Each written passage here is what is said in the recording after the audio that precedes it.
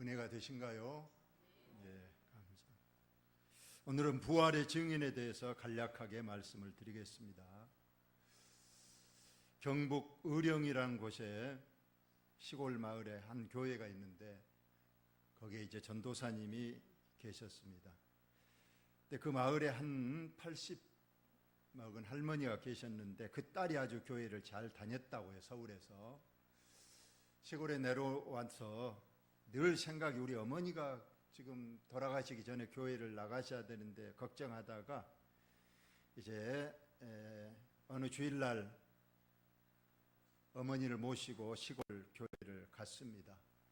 어머니에게 어머니 꼭 앞으로 제가 없더라도 꼭 교회에 나오십시오 하고 신신당부를 하고 그 교회 전도사님한테도 이제 어머니를 잘 부탁한다고 말씀을 했습니다. 그래서 이 할머니가 교회를 나오게 됐어요. 그러나 아무것도 모릅니다. 글도 모르고 성경도 모르고 찬송도 모릅니다. 그러나 딸이 하도 간곡하게 부탁하니까 한 주일 두 주일 그렇게 교회를 참석합니다. 그러다가 한 두어 달 다니고 갑자기 몸이 아파서 주일날 쉬게 됐답니다. 그래서 그 다음 월요일날 목사님이 신방을 갔습니다. 가니까 자리에 누워 계세요. 그래서 할머니 어제 왜 안 나오셨어요? 그랬더니 몸이 아파서 못 나갔다고 그래요. 그러면서 어제 있었던 일을 얘기를 하더랍니다. 어제 내가 누워 있는데 검은 옷 입은 사람들이 저희 집 문을 열고 저보고 나오라고, 갈 데가 있다고 나오라고 그렇게 문 밖에서 그러더래요. 그래서 이 할머니가 방으로 들어오세요. 방으로 들어오세요. 뭐 할 얘기 있으면 방으로 들어오세요. 그랬는데 방에는 못 들어갑니다. 저희들이 어서 빨리 나오셔서 저희들과 가야 됩니다. 자꾸 그 말만 하더라는 거예요. 내가 몸이 아파서 못 움직이니까 들어오세요. 못 들어오시더래요. 그러다 결국은 방해를 못 들어오고 그냥 아쉬운 듯이 가셔버리더라는 거예요. 그런 일을 당했다는 거예요. 그 말을 들은 전도사님이 생각한 것이 있어서 그 할머니에게 얘기를 했대요. 어제 검은 옷 입은 사람들 온 것은 할머니를 데려가려온 아마 귀신들, 사탄들일 겁니다.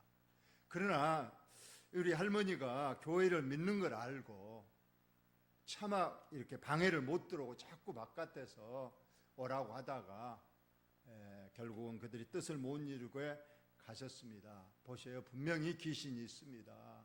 분명히 영의 세계가 있습니다. 하고 그 설명을 잘 해드렸더니 그 할머니가 깨닫고 그대로 열심히 교회를 다녔다는 그런 얘기가 있습니다. 여러분 분명히 영의 세계가 있는 줄 여러분 믿으시기 바랍니다. 마귀도 있고 귀신도 있어요. 그리고 그 마귀나 귀신들은 우리 성도들을 어떻게든 끌고 가려고 합니다. 그러나 또 그들은 제일로 무서워하는 것이 하나님이요 주님이요 우리 주님의 십자가 부활을 아주 무서워합니다. 그러니까 그들이 믿음이 약하니까 방 밖에까지는 왔겠지만은 그래도 하나님을 믿는 믿음이 있는 그 할머니에게 방까지는 들어가지 못하고 자꾸 바깥에서 유혹을 하고 깨려다가 결국은 뜻을 이루지 못하고 돌아갔다는 겁니다. 오늘 부활의 주님이 이 시간도 살아 계시고 지금 우리 교회에 계시고 우리의 예배를 받으신 줄 여러분 믿으시기 바랍니다. 우리에게 은혜를 주십니다. 우리의 기도를 들으십니다. 그래서 올해 저와 여러분이 더 건강하고 우리가 믿음 생활에 최선을 다하고 열심히 하면 행한 대로 갚아주시는 하나님의 은혜 역사를 꼭 믿으시기를 바랍니다. 오늘 부활을 목격한 사람, 우리 예수님이 십자가에 돌아가시고 3일 만에 부활하셨어요. 부활하시고 바로 승천한 게 아니었다고 했습니다. 며칠 더 계셨다고 했어요? 40일을 더 계셨어요. 왜 40일을 더 계셨는가? 바로 부활을 많은 사람에게 알려주기 위하고 부활의 몸을 그들에게 보여줌으로써 부활이 확실한 역사적 사실 그들로 믿게 하기 위해서 우리 주님이 40일을 더 계셨는데 40일 동안에 과연 부활의 주님을 몇 명이 봤는가? 오늘 부활의 증인들이 나오고 있습니다. 간단히 살펴보겠습니다. 형제들아, 내가 너에게 전한 복음을 너에게 알게 하노니. 여러분, 복음이란 말이 성경에 많이 나오는데 복음이 뭘까요? 복된 소식, 기쁜 소식, 굿뉴스라고 그러는데 바로 이것이 예수 그리스도 자신을 말합니다.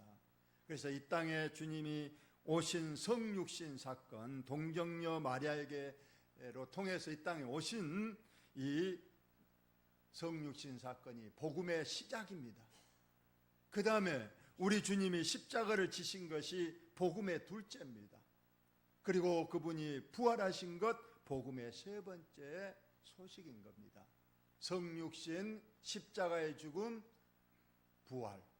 이 세 가지가 우리 기독교의 핵심이고 우리가 믿는 것은 이 세 가지를 확실히 믿고 이것에 견고히 서면 우리는 구원받아서 천국에 갈 뿐 아니라 우리 하나님께서 이 땅에서 우리가 믿음으로 행한 모든 일에 복 주시고 또 상으로 우리에게 주실 줄로 믿습니다. 너희가 만일 내가 전한 그 말을 굳게 지키고 헛되이 믿지 아니하였으면 그로 말미암아 구원을 받으리라. 사도 바울이 정한 복음 세 가지, 성육신 사건, 십자가의 죽음, 부활, 이 세 가지를 헛되이 받지 말고 확실한 진리로 믿고 붙잡으면 저와 여러분이 구원받아 우리도 주님과 같이 부활의 몸으로 천국에 가서 영원토록 살 줄로 믿으시기를 바랍니다.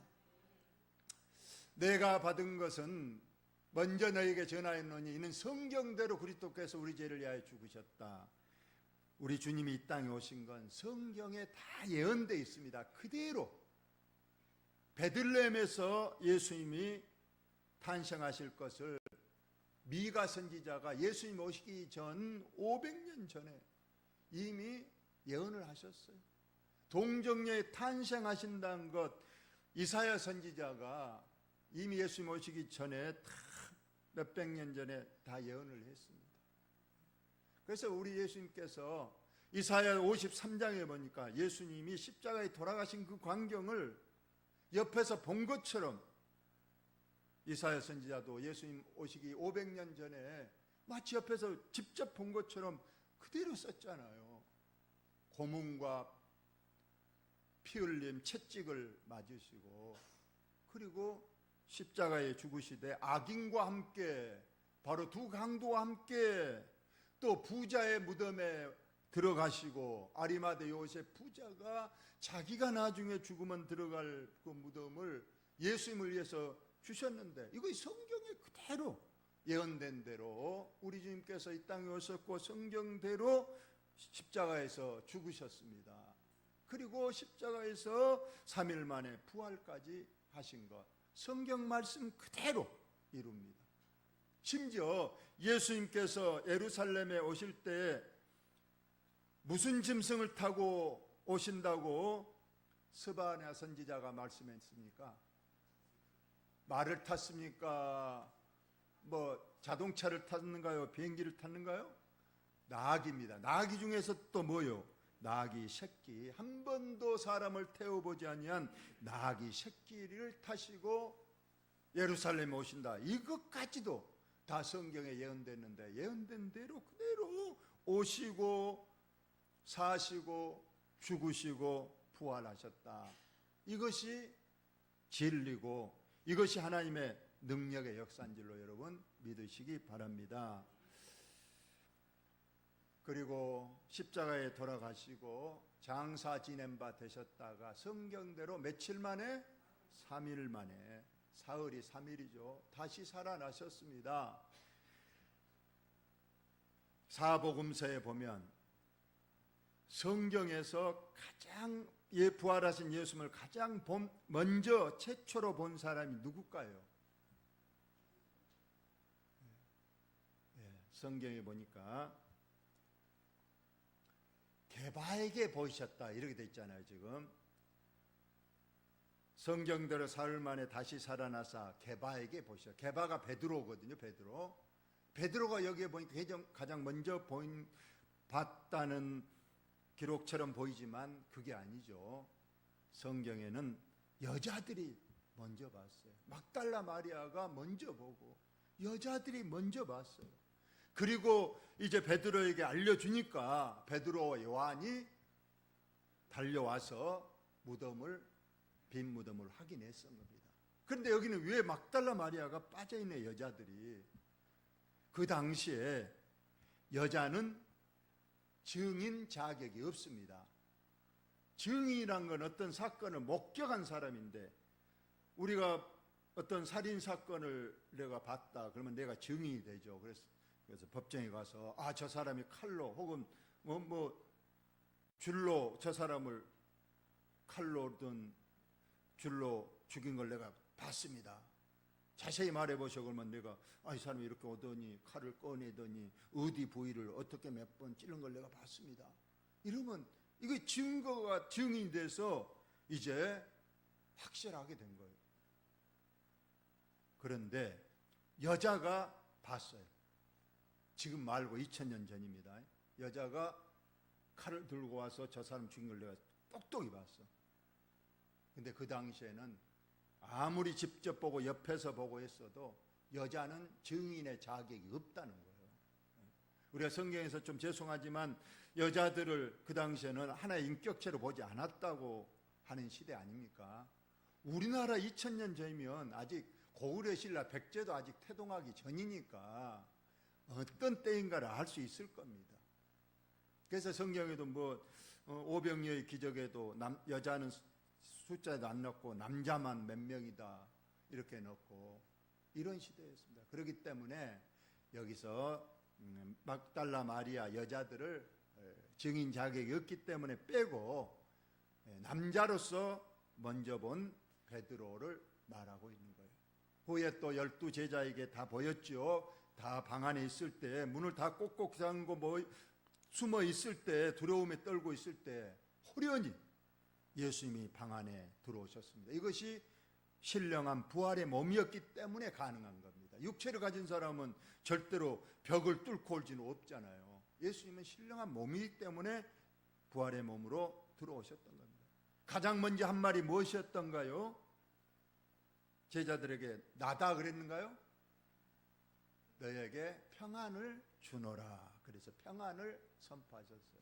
두려움에 떨고 있으니까 무서워서 벌벌 떨면서, 우리도 지금 예수를 한패 모여서 죽을까 싶어서 벌벌 떨면서 문을 잠그고 불을 끄고 숨어 있는데, 그때 예수님이 오셔서 근심하지 말라, 두려워하지 말라, 무서워하지 말라, 내다 너에게 평안을 주노라, 이렇게 주님이 평안을 주셨습니다. 다 그때 봤습니다. 그때 처음 모였을 때 도마가 없었다가 나중에 도마가 본 제자들이 우리는 봤다, 부활이 좀 봤다 그러니까 도마는 처음에 안 믿었잖아요. 나는 봐야 믿겠다. 나중에 예수님이 보여줬어요. 봐라, 또 만져봐라. 손에 못자고 옆구리 창자고 다 만지게 하신 후에 그제서야 도마가 무릎을 꿇고 주여 하나님, 주님이심을 나는 확실히 믿습니다. 그랬을 때 주님이 또 말씀하시잖아요. 너가 보고 믿느냐, 보지 않고 믿는 자는 더 복되다. 여러분에게 묻겠습니다. 저와 여러분은 직접 부활의 주님을 봤습니까? 못 봤습니까? 못 봤습니다. 그러나 부활의 주님을 믿습니까? 안 믿습니까? 보고 믿었습니까? 안 보고 믿었습니까? 안 보고도 믿었죠. 이것이 은혜요 축복인 줄 여러분 믿으시기 바랍니다. 이것이 바로 우리가 하나님의 자녀된 증거요, 구원받은 증거가 되는 거예요. 이건 세상 사람들에게 아무리 설명해주고 아무리 해도 택함받지 않는 사람은 안 믿어지는 거예요. 그러나 저와 여러분은 왜 이것이 믿어진가요? 2000년 전의 사건이. 저와 여러분은 아마 저와 동일한 생각일 줄 믿습니다. 세상 사람들은 예수님이 남자 없이 동정녀 처녀의 몸으로 태어났다고 막 웃고 조롱합니다. 저는 근데 성경이 그렇게 돼 있기 때문에 한 번도 의심하지 않았어요. 여러분 의심 안 가요? 네, 우리는 그냥 성경이니까 믿어지는 거예요. 의심 없이. 우리 주님이 부활한 것도 보지 않았지만은 우리 주님이 주신 은혜의 선물 믿음으로 그것이 당연히 우리를 위하여 우리 주님이 첫 열매로 부활하셨구나 믿어지고 나도 동일하게 부활할 것을 믿는다고 우리는 확실히 고백한 줄로 여러분 믿으시기 바랍니다. 다 같이 읽습니다. 시작. 그 후에 500여 형제에게 일시에 보이셨나니 그 중에 지금까지 대다수는 살아있고 어떤 사람은 잠들었다. 예. 아까 게바 베드로에게 12제자에게 보이셨고, 그리고 오늘 한 번에 500명에게 한 번에 부활의 몸을 보여줬답니다. 언제였을까요? 이것이 바로 감람산 승천 사건입니다. 감람산에서 이제 승천하시면서 그때 모인 사람의 숫자가 약 500명이었다는 거예요. 그들은 부활의 몸 예수님이 둥둥 떠서 하늘로 승천하는 것을 봤습니다. 500명이. 그리고 오늘 보니까 그 500명 중에 거의 대부분은 살아있고 어떤 사람은 죽었다 이렇게 돼 있잖아요. 왜냐하면 예수님이 승천하고 나서 이 고린도 전서가 쓰여진 데까지는 15년에서 20년 정도 된 기간이니까 얼마든지 거의 대부분의 사람이 살아있을 수 있는 시간이었다는 거예요. 20살에 봤다면 40살이니까 35에서 40 됐으니까 거의 대부분이 지금 살아서 부활 주님의 목적자 증인이 지금 대부분이 살아있고 겨우 몇 사람은 죽었다고 말하고 있는 거예요. 그래서 이 사람들이 이처럼 부활의 증인들이 예수님의 제자뿐만 아니고 500명이라는 사람들도 부활의 증인이 되고, 야고보, 심지어 오늘 보니까 맨 나중에 만삭되지 못하여 난 자 같은 네게도 보이셨느니라. 여기 네가 누굴까요? 사도 바울입니다. 근데 자기를 뭐라고 그랬다고요? 만삭되지 못하여 난 자. 우리 만삭되지 못한 자를 뭐라고 그러죠? 예?